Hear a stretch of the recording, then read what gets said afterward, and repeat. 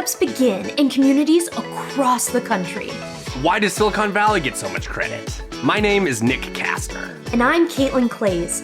We're interviewing the people building startup communities across America. But in the areas no one is talking about, the middle. This is the Ecosystem Builder Podcast by mug.news. Hello, everybody. Welcome to the Ecosystem Builders Podcast YouTube page. We're here with Nathan Preheim. He is an ecosystem builder from Omaha. We are not in the studio, so this interview is audio only, but my recap with Caitlin at the end will be on video, so stay tuned for that. Thanks for watching. This is the Ecosystem Builder Podcast, where we talk to startup community leaders throughout the Midwest. Today, we are featuring Proven Ventures and the co-founder of their organization, Nathan Preheim. Erica Wassinger is your counterpart of the co-founder, and she was an early episode of the Ecosystem Builder Podcast. Nathan is based in Nebraska, so we're recording this in person in my apartment. Nathan, thank you so much for joining us. Oh, I'm honored. I was just chatting before. There's nothing better than downtown Lincoln and Haymarket specifically. We are sitting in the epicenter of not only the startup community of Lincoln. I think it's maybe the best example of startup density in the state. So yeah, Nick, I'm honored to be here, and thanks for the hospitality and the opportunity to chat a bit. Yes. So your name has come up throughout the, history of Nebraska's startup ecosystem. There's a few dots where it's like, oh, you were there at the time that something was happening. So I think to start, before we get into Proven Ventures and your work as a venture capitalist today, I would love to hear how you got your first intro or involvement in Nebraska startups. Yeah, no, glad to tell the story. I'm an old man. I've been around. I was joking, battle tested, lots of scars. I'll say that I was always a little bit different, somewhat of a contrarian. I'm not saying that I'm a rule breaker, but I tend to operate best when I have freedom and flexibility. That being said, I always sort of try and reimagine how things could be done different. And I say that because that's maybe some of the best traits of an entrepreneur, where we don't see convention, we don't just sort of follow the script, we don't play by the rules, we see opportunity where maybe others see risk. And I would say even in high school, I had manifestations of some of those traits. And there's two ways you can go about life. You can either work for somebody else, or you can work for yourself. And I read a great book as a young man. I don't love the title. It's called Rich Dad, Poor Dad. They probably should change that. Rich Parent, Poor Parent. It changed my life. And that's the book that said, hey, you don't have to go work for somebody else and create all kinds of value for them. You can take an alternative path. You can work for yourself. And the effort you put into that is more proportional to the return. So that planted the seed, and I, after getting a tech business degree from PKI at UNO, there was a company in Omaha I wanted to work for. It was maybe the only startup in Omaha. It was called giftcertificates.com. Okay. With Mark Haysbrook, founder. So I applied. And I didn't get the job. And so I basically said, hey.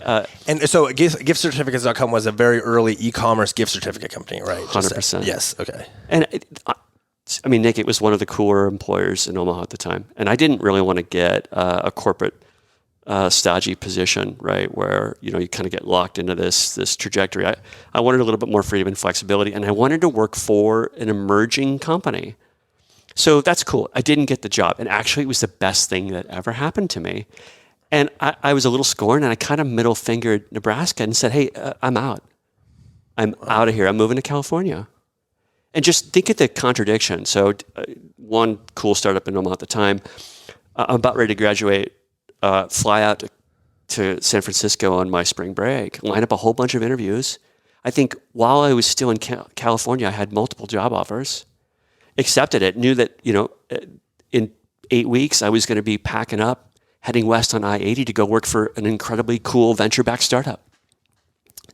So I say this is one of the best ways to be inspired, to be an entrepreneur, if you're not ready to jump out the gate and do your own thing day one, go work for a startup. And that's what I did. Yes, absolutely. So my first job out of school, it was also working for a startup, and I had it was like getting an MBA is what I was it was growing at a rate that my role also expanded on day one, and I was put in a position I was unqualified to do, but I learned a lot quickly. Priceless. Yes. So I joined. I was probably about the 90th employee. The company was called Big Step. They raised, I don't know, close to $100 million, and this is 1999, 2000. So yeah, you can do the math. I'm not a spring chicken, but I kid you not. Big Step was we were Shopify and WordPress together before either of those companies existed. So we built software that allowed mom and pops to create web presences to sell their wares through an e-commerce cart without having to know any HTML at all. So we were just way ahead of market. Like 10, 15 years ahead of our time. Wow. But I loved it. Here I was, like, I'm not the smartest tool in the shed. I work really hard, but I was humbled. You know, I had to run so fast, and I had to like work twice as hard as my peers because these were some of the best and the brightest. And initially I didn't think I could compete. And I thought that, like, man, I might have to take my ball and go home. But I dug in, and it was the best experience, no doubt. And so what is your thought on moving out of Nebraska as the brain drain is a term getting thrown out a lot throughout the Midwest. What is your thought on that of young people leaving? Oh man, I got so much to say about it. And I've lost dozens and dozens of colleagues to other markets. First, I would never want to hold anyone back, and people can and should spread their wings and fly. I decided to come back because I think, honestly, the quality of life is outstanding here. Let's go ahead and encourage people to dip their toe in bigger pools. But where I'm hell-bent on is let's make sure that we have really, really, really cool employers and cool jobs back here in Nebraska so that they do have the choice of coming back. A couple years ago, a buddy of mine from high school, Desi Lavelle, he's like really gifted in the ad space. This dude literally cut an ad that was in the Super Bowl. So like top talent. Wow. Yeah, top talent. And he said to me, Nathan, I'd love to come back to Nebraska, but there's literally one position that I would return for. And I'll say it was a cool company. And I don't know what happened to that. The moral of the story here is if we want to get our best and brightest back, we have to make sure that we have enticing professional opportunities to land in. I don't think a ton of people leave Nebraska because they want to leave. They're just interested in growing their resume, and they want to work for interesting companies doing interesting things. Nick, like, let's be honest, we don't have a ton of that here. Yeah. So brain drain, it's totally real. Totally real. I think the best way we solve that is we have thousands of startups that either keep them here or lure them back. Yeah. So what brought you back? So I had our first child. We were living in Santa Barbara at the time. Loved it there. Expensive community. We were called home.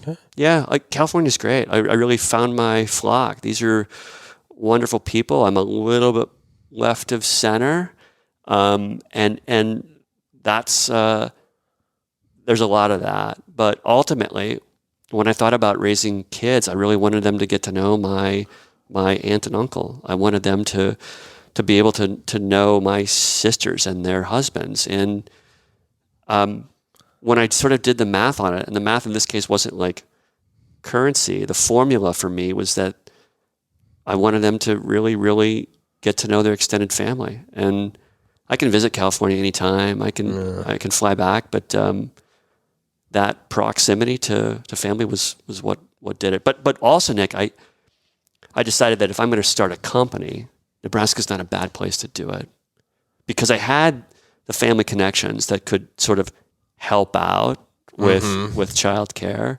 My wife returned for a really, I'll be honest, like a great job. She suddenly became breadwinner, which allowed me to take a couple swings.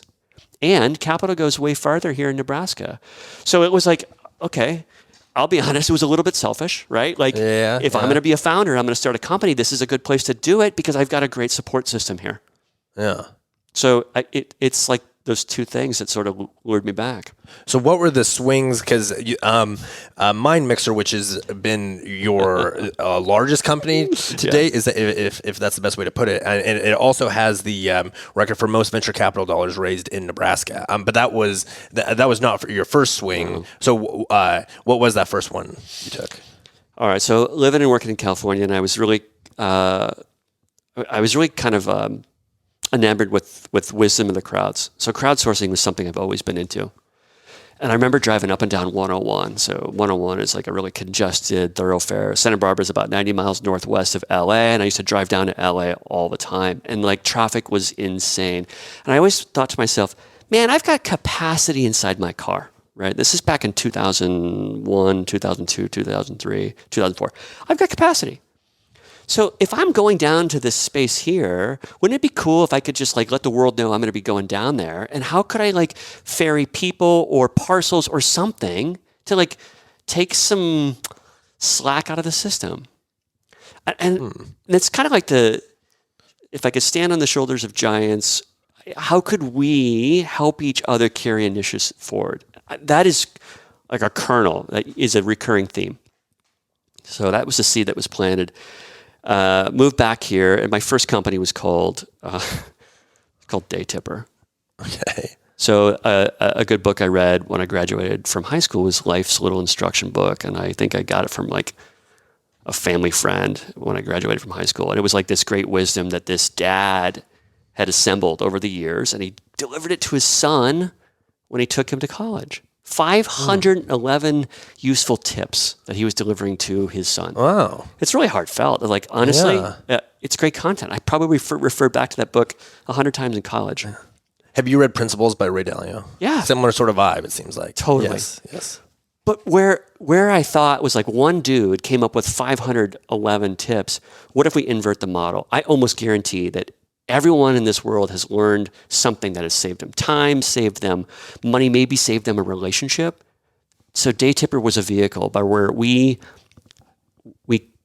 paid.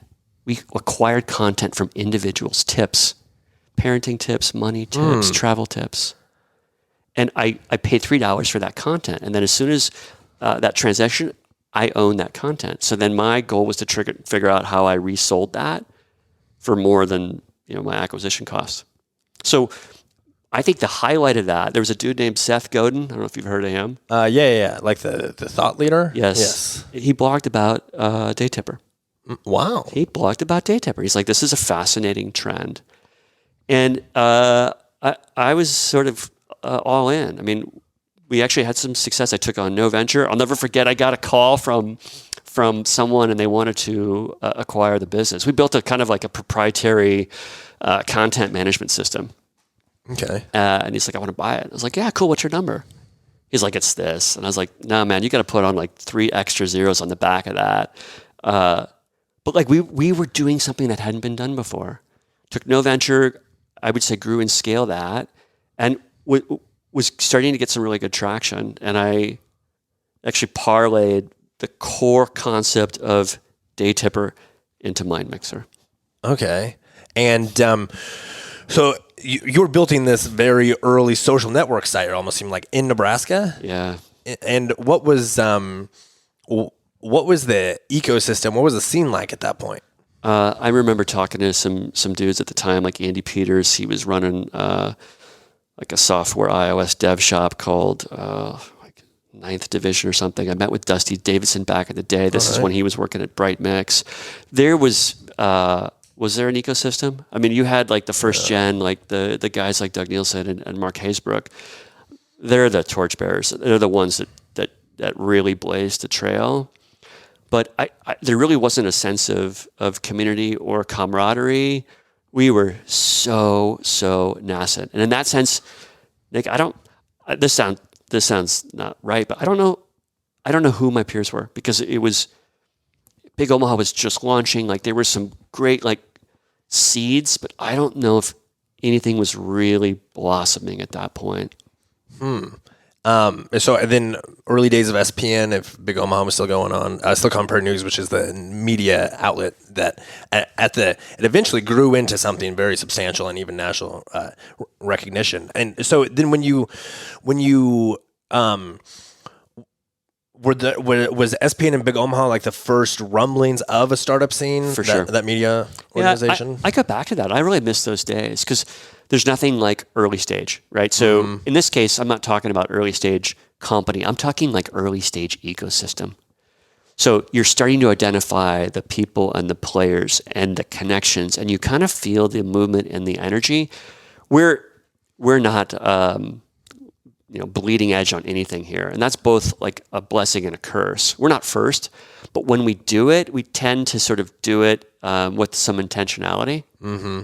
And yeah, that's I really credit SPN and Big Omaha to really catalyzing the movement that helped kind of get us on the map. Yes, and then Big Omaha was a startup conference that the founders of Silicon Prairie News put on, just for helpful context if you weren't familiar with either of those two. After those two like entities were established, what did you see develop next as a community? Well, this is one of these where until we figure out the space component, we're gonna like. I'm speaking for Omaha here because I'm more of an Omaha kid. You got to have some density on that, and that's Omaha. We just have not been able to get there. It's what we call a polycentric city. So Omaha's got all these great nodes. You've got Dundee, and you've got Benson, and you've got Midtown, and you've got the Old Market, and you've got North Downtown. And maybe we're fortunate that we have all those nodes, but the reality is it's too decentralized.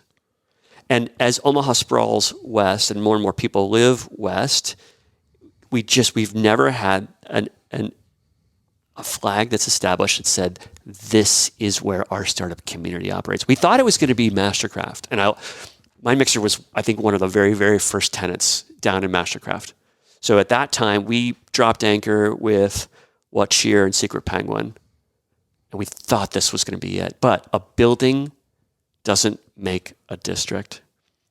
And I actually think, having lived and worked in San Francisco and seeing other great ecosystems thrive in the world, if you're not having those random connections, if there's no chance that I will stumble into someone else in the space, it'll take 50 to 100 years longer. So that is kind of like the thing that I go back to.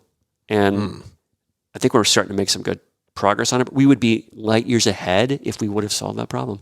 Interesting. Mm-hmm. So what aspects of the Omaha community did you see improve from that first swing to the later ventures? So you got to have some local use cases that you can touch and taste. This is something that we don't have a lot of familiarity with, right? So if there's not a startup that you can relate to or see or understand, you just get sort of more of the same, right? Mm-hmm. So you had to have some of those reps and some of those early success stories you could sort of point to and be like, oh, okay, that, oh yeah, and that, and as we sort of get more of those that have bubbled up, it's become a little bit more commonplace. But oh man, my favorite question that I would love to ask, like Sally Q Public or Joe Q Public on the street, would be like, hey, you, come here. Hey, what's your favorite startup in Omaha? Like it's sort of like this rhetoric joke. It's like, I don't know. Yeah. So as we have had some of these successes, like success breeds more success. And yes. And it gives people that answer. Like in Lincoln, the answer would be Huddle Omaha Builder Trend, even though neither example are necessarily startups, but it gives a name for someone to say.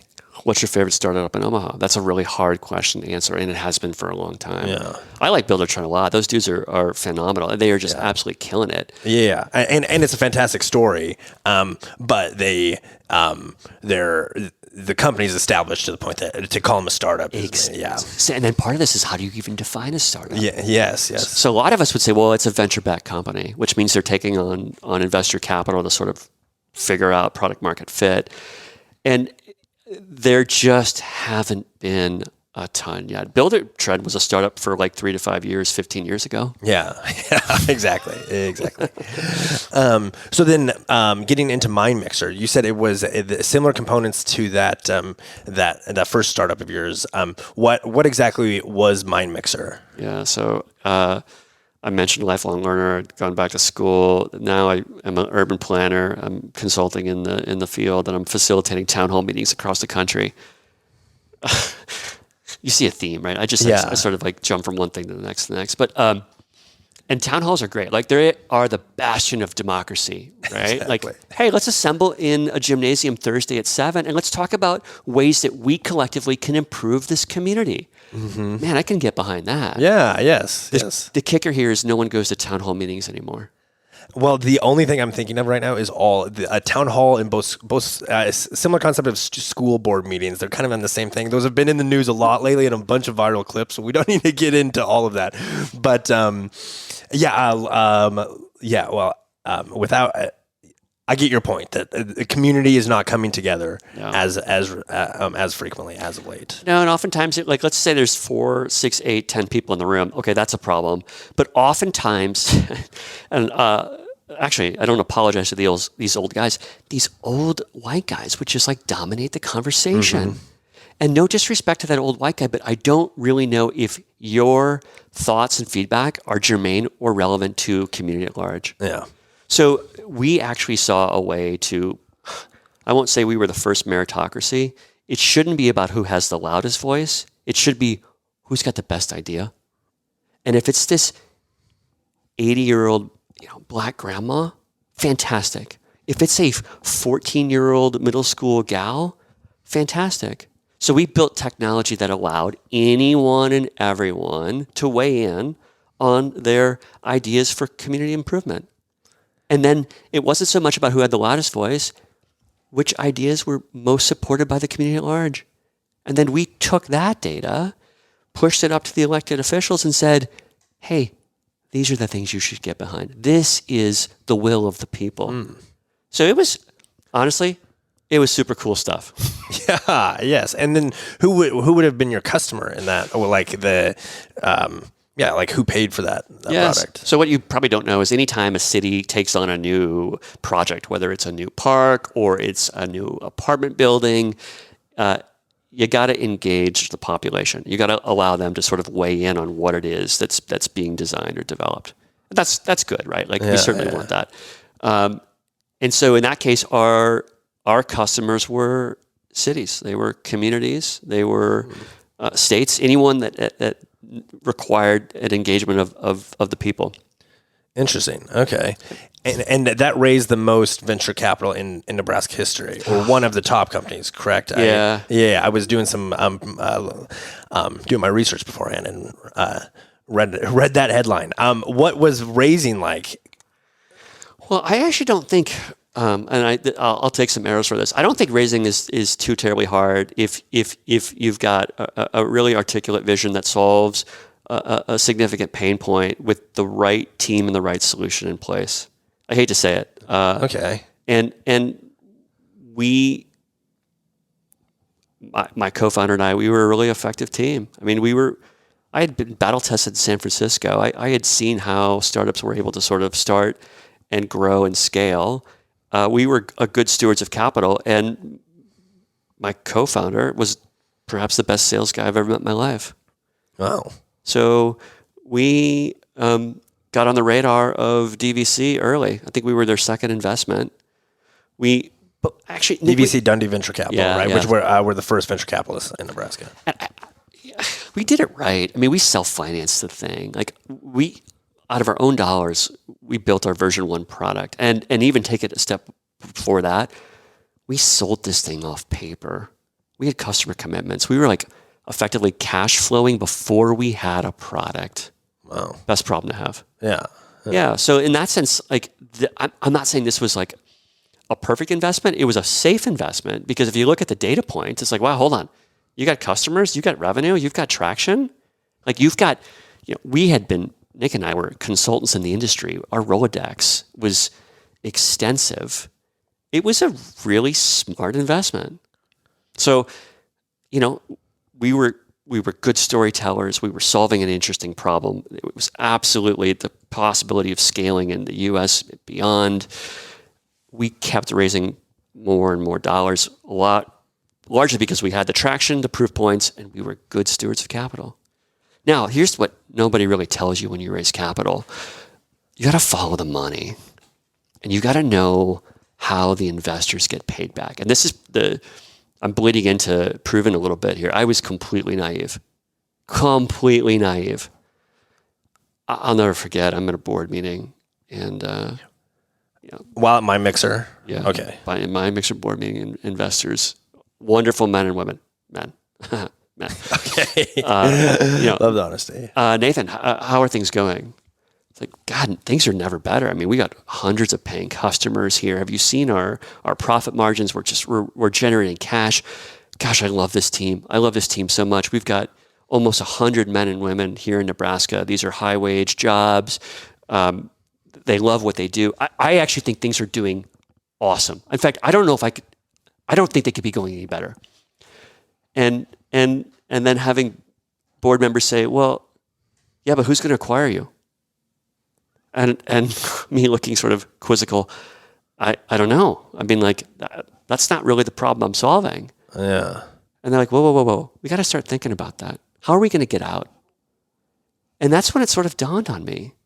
Follow the money. The only way that venture capitalists make any money is if and when your company sells.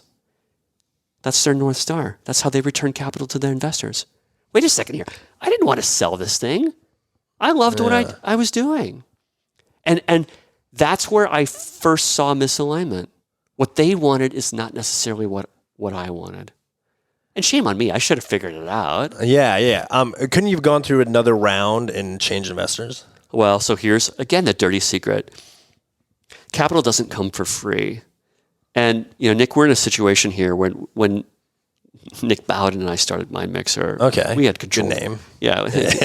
No, he's solid. I mean, we're different cats, but like he's good at what he does. We controlled the board, right? So like what he and I wanted to do is what we did. But as you start taking on capital, not only do you dilute your own ownership position, you actually start losing control of the business. So every capital round, you've got to make room for another board member. Before you know it, if you take on too many rounds of capital, you lose control of your company. And it's not so much that what founders want, it's entirely that what investors want. And I saw it firsthand. Interesting. And at which point, because you're now a venture capitalist yourself, at which point were you interested in being on that other side of the table? A long time ago, but I think I've been in the biz 20 years, right? And you learn things along the way. And if you track my career, I joked with you before, I'm a rule breaker. I look at convention and say, there's got to be a better way. And having gone through that venture capital experience, didn't like it. I actually think there was a way to refactor or reimagine venture for Nebraska. And actually align ourselves with founders and work in service of founders. So the seed was planted a long time ago. I've been thinking about this a long time. What's a better model for venture for Nebraska?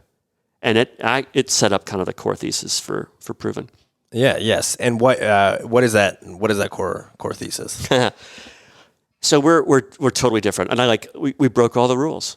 And I mean that in the best way, not like a scary way.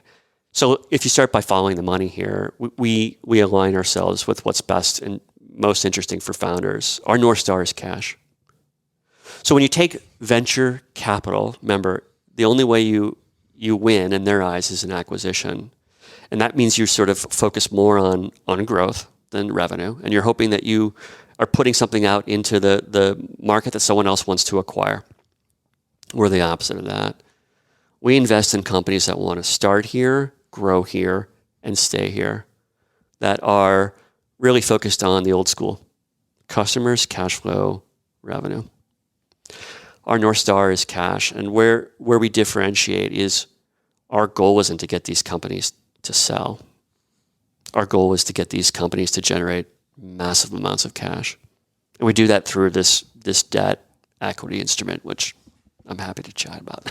Yeah, the debt equity is very much in the weeds of financial literacy and financing just broadly. So the fund is set up uniquely, but there's also that tech transfer component, and then additionally, which I think is very unique, is there's a community element to this, that you have scouts who are across Nebraska, scouting companies, and for transparency's sake, I am one of the scouts in the Proven Ventures network.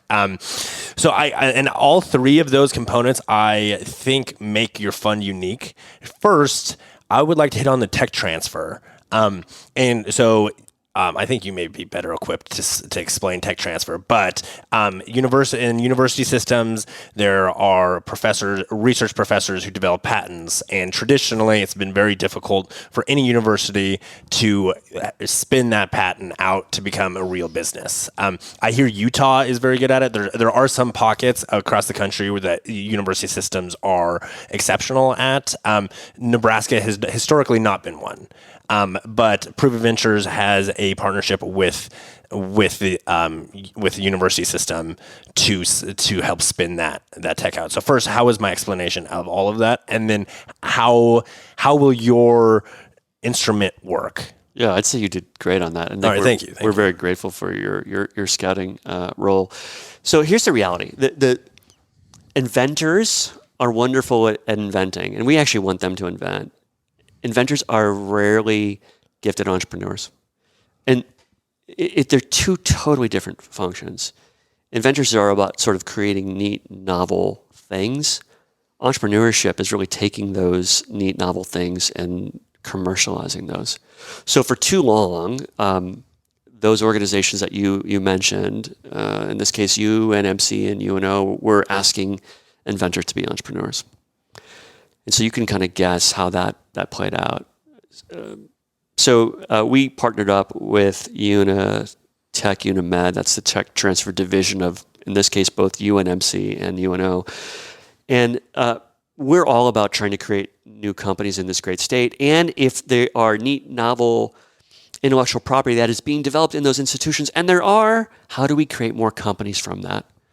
So our job is to help find entrepreneurs and partner those with the inventor. And that's actually like a big sigh of relief for those inventors. Mm-hmm. Hey, don't worry about the business development. Don't worry about commercialization. Don't worry about like product market fit. We're going to find someone to partner up with you.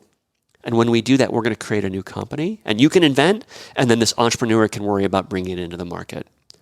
So what's cool, Nick, is we have access to some of the great intellectual property coming out of those two world-class institutions. And I don't think you'd be shocked, meaning like there's so much cool stuff. Mm-hmm. So we sort of reach into this treasure trove of intellectual property. We sort of glance and look at all these different inventions. We pull out the ones that we think there might be the least amount of friction and resistance to get into market.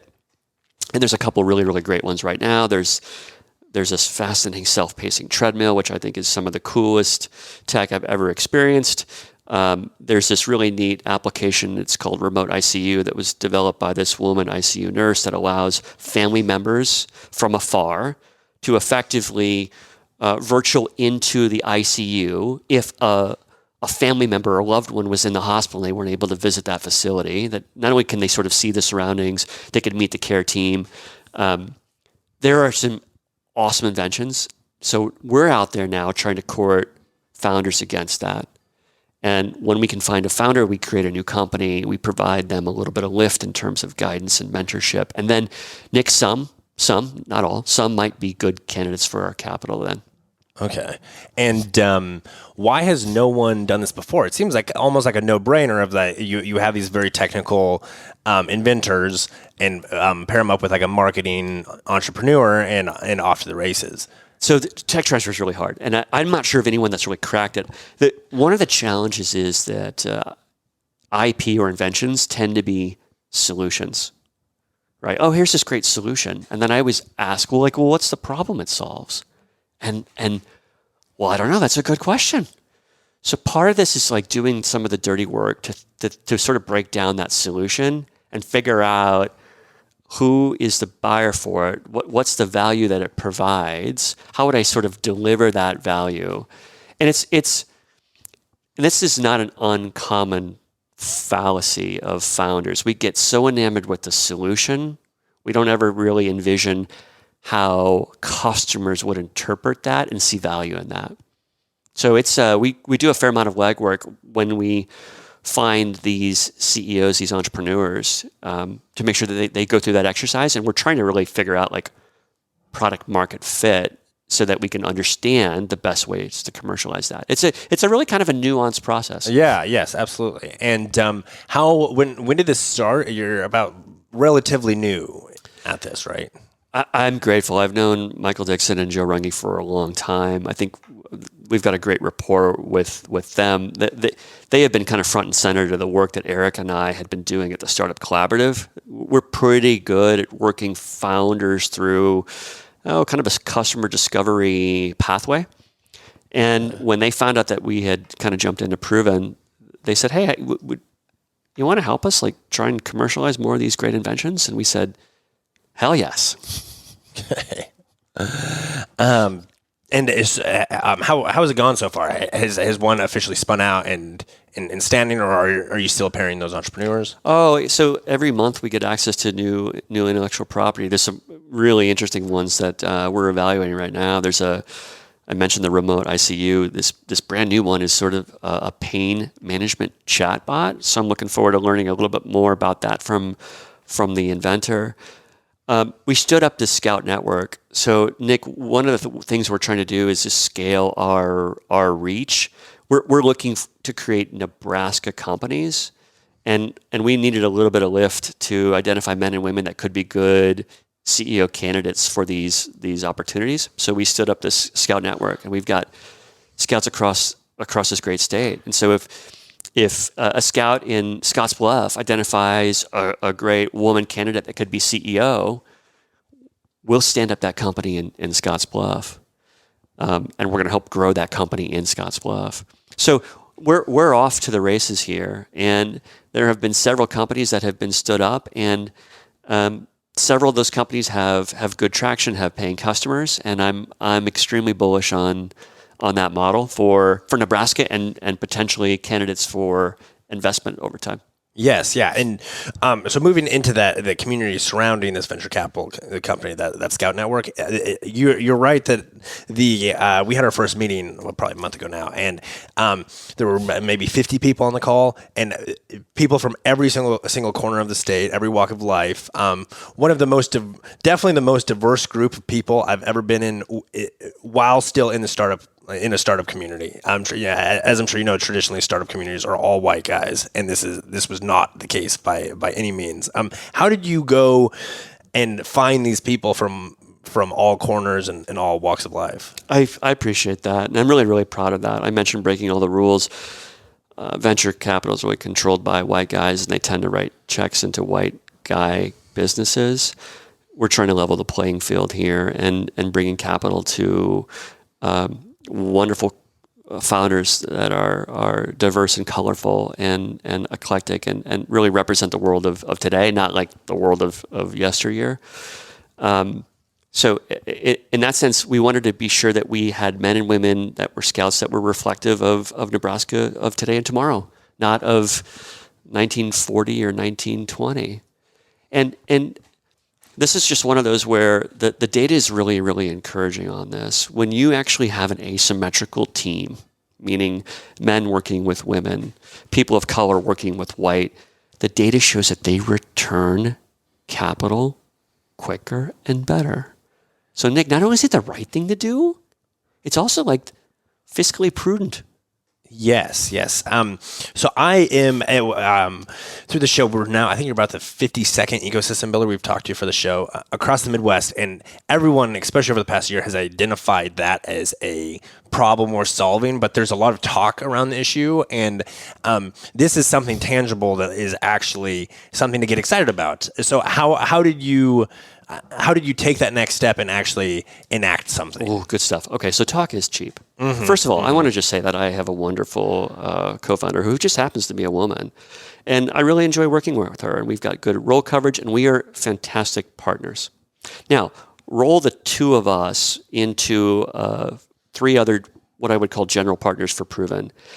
And I'll blow your mind, 3 of those 5 general partners are women. Majority of the check writers of Proven Ventures, which is a Burlington Capital fund, are women. And I'll be honest, Nick, I'm partial to female founders. I am. I've had the benefit of working with hundreds of founders in my day through Startup Collaborative and beyond, and they make wonderful CEOs. They're industrious, they're hardworking, they're honest. They tend to do about 200% of the work, and we're partial to investing in women and people of color. And we're not just sort of saying it. Our first 2 investments are women CEO firms. Wow. Yeah, so like I told you, we're going to break all the rules. We are going to break every freaking rule. Yes. Then moving into the fund, you mentioned it was debt equity financing, which I guess is those weeds. I don't think we need to necessarily go into. That could be its own separate podcast series of how financing and venture capital works. You mentioned it being a Burlington Capital fund, and so they must have been a lead investor in the fund, or what does that actually mean? Yeah, I'll share that. Yeah. So Eric and I have been thinking about this for years and years and years and years, and it's our intellectual property. We didn't copy a model from another state. We didn't take a book off a shelf.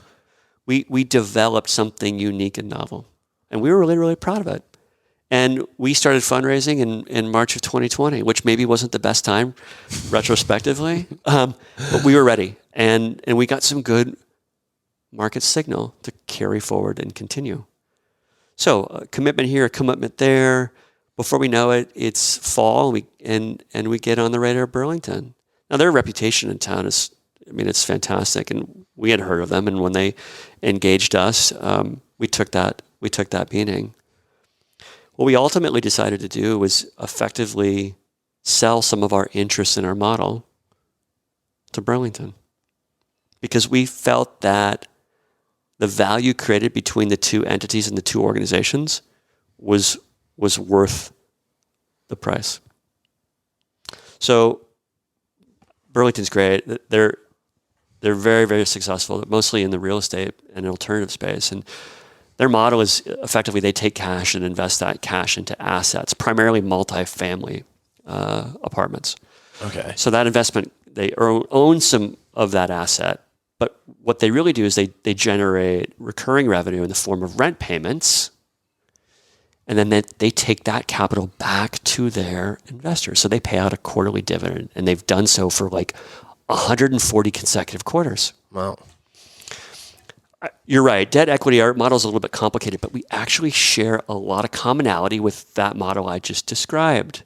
Proven Ventures invests cash in businesses that generate more cash. And what we do here, Nick, is we don't just deploy capital. We go way deeper than that. We deploy capacity and connections. We literally get behind these companies, and we invest in companies where we can have material impact on their cash flows. Now, why that's important here is ultimately they have to service the debt. They have to pay back the investment. We're a debt equity model, and they do it through revenue.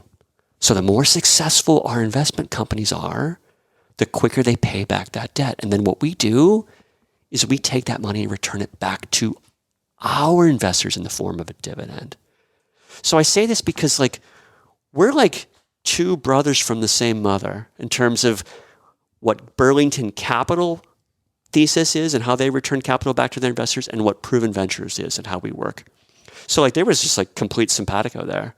And we found out sort of how they work, and when they found out what we are, and sort of a safer, I'll say smarter version of venture, they're like, we can really get behind this. And here we are today. We are officially kind of in the family. Yeah. First fund of what I think will be a suite of funds over time.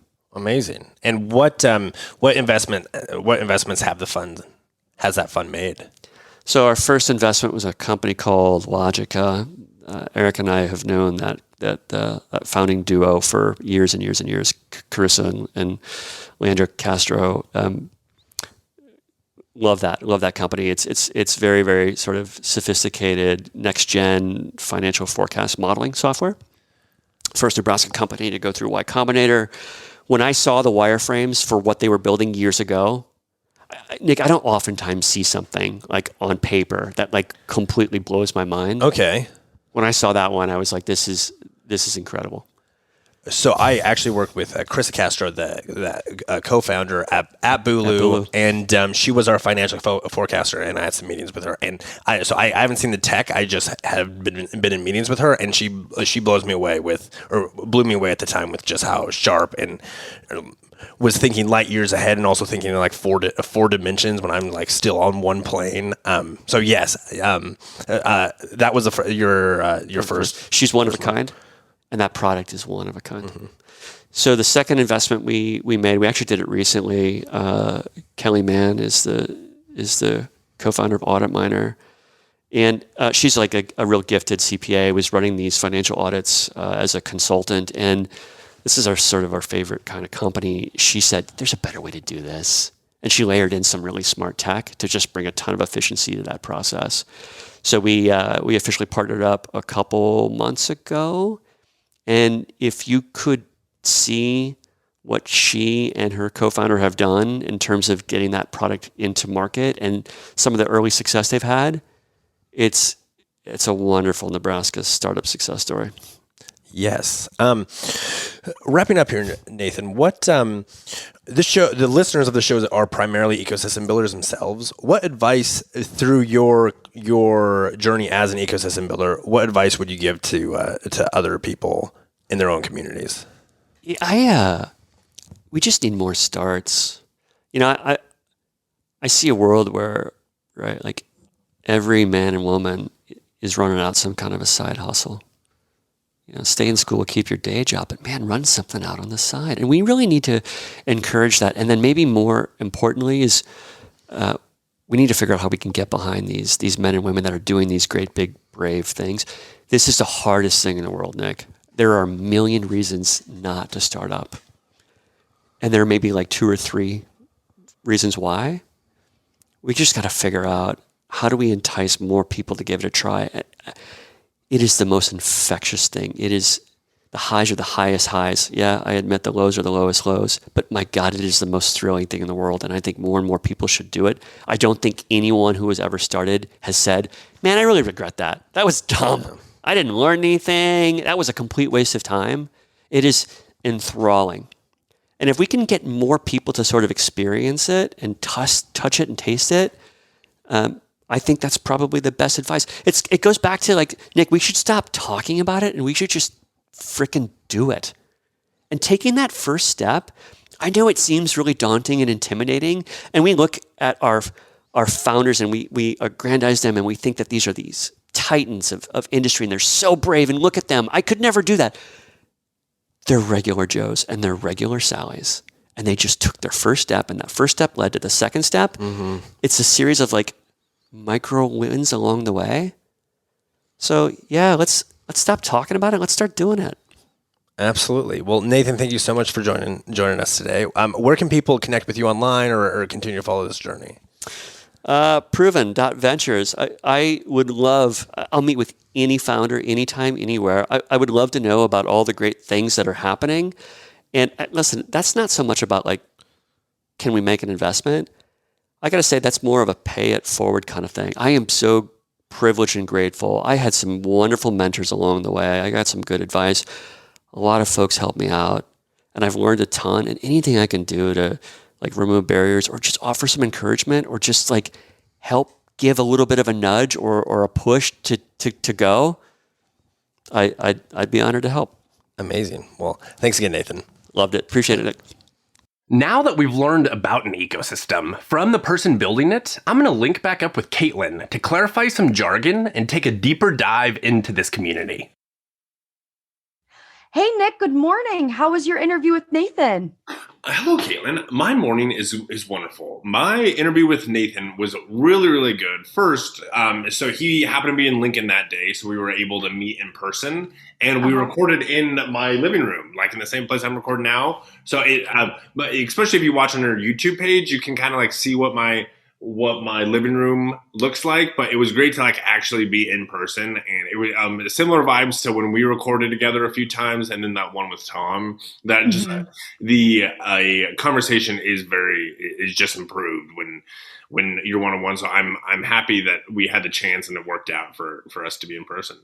Absolutely. And it's really cool to see that in person as well. Like, because when we would do ours and because we did ours in person, we did Tom's in person, but we didn't get to show it on the screen. But absolutely same energy of just liking to be in the same room as well. Yes. So yeah, just to get into it, do you have any takeaways you wanted to mention? 1 second. Check. Okay. I'm sorry. Can you ask that same question again? Absolutely. So just to jump into it, do you have any takeaways that first come to mind? Takeaways, nothing major. Well, okay, so I guess he talked a lot about the boomerang effect of like young people leaving. I take back my statement on nothing major. I had a few major ones.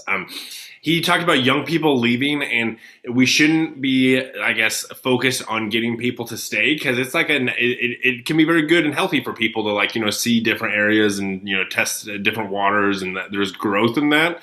But we should make sure that there's things that people want to come back to, that there's jobs and there's cool companies to work for and diverse industries, and that really stuck with me. And also, he's kind of like an OG Nebraska startup ecosystem builder. So it was great. It was great to like, I guess, flush out things from his perspective, because we featured different, I guess, voices from Nebraska's ecosystem on this show, and it was great to. I felt like I got a more clear picture of everything happening from talking with Nathan. The dude is also very thoughtful, and is definitely like an intellect, and thinks things through. And even he was looking. I have a bookshelf right behind me. I'll hold there's a Oh, little bookshelf of, and he was being just I don't know, going through the books, and very, I guess, just thoughtful, and was engaged in conversation. And I just enjoyed chatting with him. And then lastly, major takeaway is this didn't come out just from this interview, because like I said, I kind of have a working relationship with Proven Ventures, his venture capital firm. But I think what he's doing, like, it is a very new and fresh take on venture capital. So mhm. I was just again impressed on the project. So was there anything you had to look up? So actually, Caitlin, sometimes people don't get too jargony. I would say Nathan was pretty jargony, of like dropping dropping acronyms, and especially some of the Nebraska ecosystem stuff, like talking about Silicon Prairie News or Big Omaha. That I tried when we were going through the conversation. I tried to like stop and like be like, oh, SPN is Silicon Prairie News, which is a media outlet. Big Omaha was the event SPN put on. So while there was nothing, like, I kind of have talked to all the players, so like I was able to follow what he was saying. There may be some things that if you're not in Nebraska, or if you're not very familiar with the ecosystem, you may need to look up. Hmm. Fair enough. It is really nice to have those engaging conversations, though, and I'm curious to see what books you have too. So that's like, what do you have a favorite book on the shelf right now at the moment? Favorite book. So in college, I was big into reading. Now, just like being in media and multimedia, I listen to a lot of things. So I listen to audiobooks and listen to a bunch of podcasts. So I haven't been reading that much. But Emmy, my fiance, she got me Green Lights, the Matthew McConaughey book that's been #1 on the bestseller for like a year now, and I'm a chapter in, and it is very, very good. So I'm hoping to get back into reading with Green Lights. So that's like at the top of my shelf. And it's also it's pretty diverse collection. I'm like the Jurassic Park novels, my go-to. I love anything Jurassic Park. I didn't know there were Jurassic Park novels. So it started out as books. And the first book is, I would say, frame by frame to the first movie. And it's tough to say it's better than the movie because that movie is like iconic, like one of the best movies ever made. And the book is very similar. It's wonderful. And it's a little bit more scientific. And yes, great books, Caitlin. Highly suggest if you're into the movies. Well, as much as I love talking about Jurassic Park. yeah. Ecosystem builder. Yeah, ecosystem, right. Yeah. So, do you have any final thoughts from your interview with Nathan? Any final thoughts? I would say it was another reminder that ecosystem building is a grind, and it can take decades to pay off, but it takes people like Nathan to start and then see that develop and the ecosystem kind of grow along with the work. So I would say that is the thought I will leave on. Caitlin, would you mind reading us out? Happily. Thank you for listening to today's episode of the Ecosystem Builder podcast, which is a product of mug.news and hosted by Nick Kastner and Caitlin Clays. If you have any questions about today's episode, please connect with us on Twitter at Nick Kastner, at Clays Creates, or at Mug News Official. If you enjoyed this episode, please leave a review and share with your friends.